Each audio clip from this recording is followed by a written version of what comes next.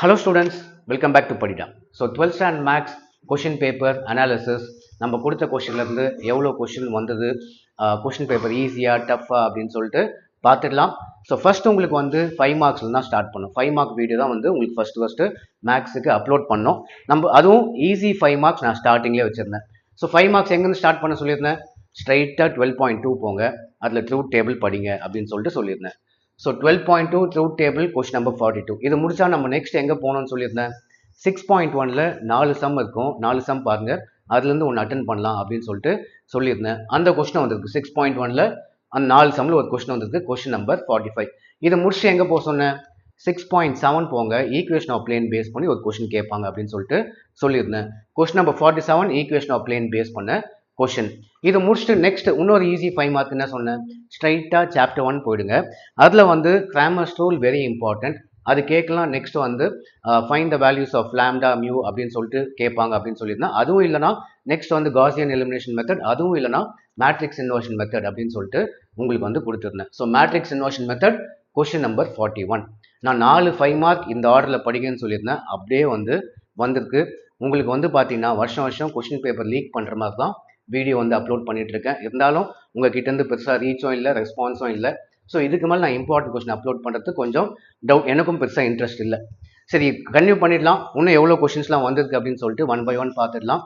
Shock ஆகிடுவீங்க பார்த்துட்டு.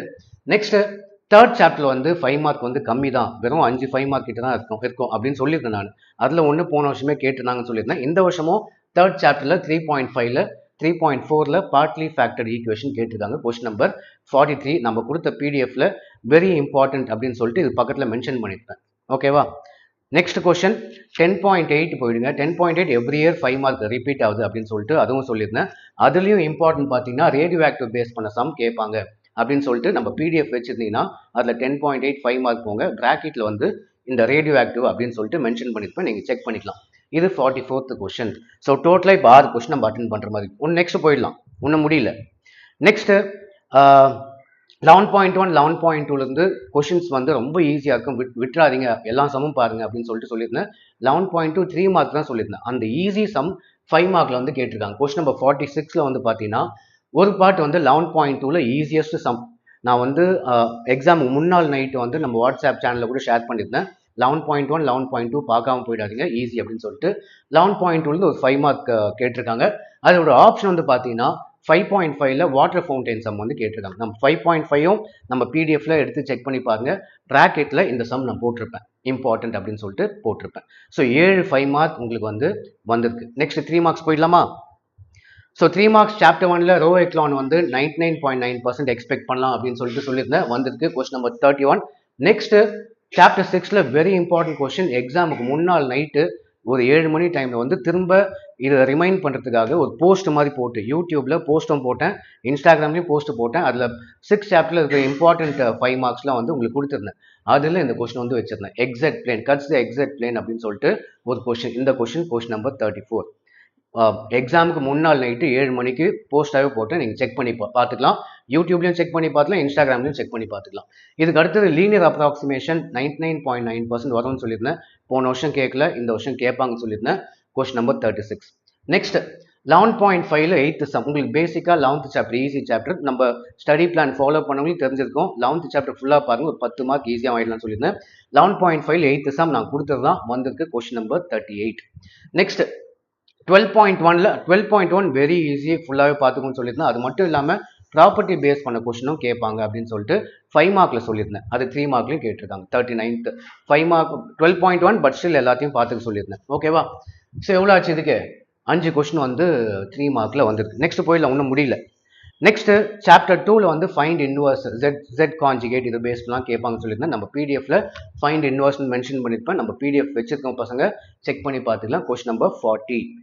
லாஸ்ட்டாக வந்து பார்த்தீங்கன்னா சாப்டர் 4ல வந்து நம்ம பிடிஎஃப்ல போய் செக் பண்ணுங்க. சாப்டர் 4 இல்லை நம்ம 5 மார்க் வீடியோலையும் செக் பண்ணுங்க. சாப்டர் 4ல tan இன்வர்ஸ் பேஸ் பண்ண கொஸ்டின் வெரி இம்பார்ட்டன்ட். பட் 5 மார்க்கில் சொல்லியிருப்பேன். உங்களுக்கு 5 மார்க்கு 4.5ல tan இன்வர்ஸ் பேஸ் பண்ண கொஸ்டின் எல்லாத்தையும் பார்த்துக்கோங்க, இன்க்ளூடிங் எக்ஸாம்பிள் அப்படின்னு சொல்லிட்டு சொல்லியிருந்தேன்.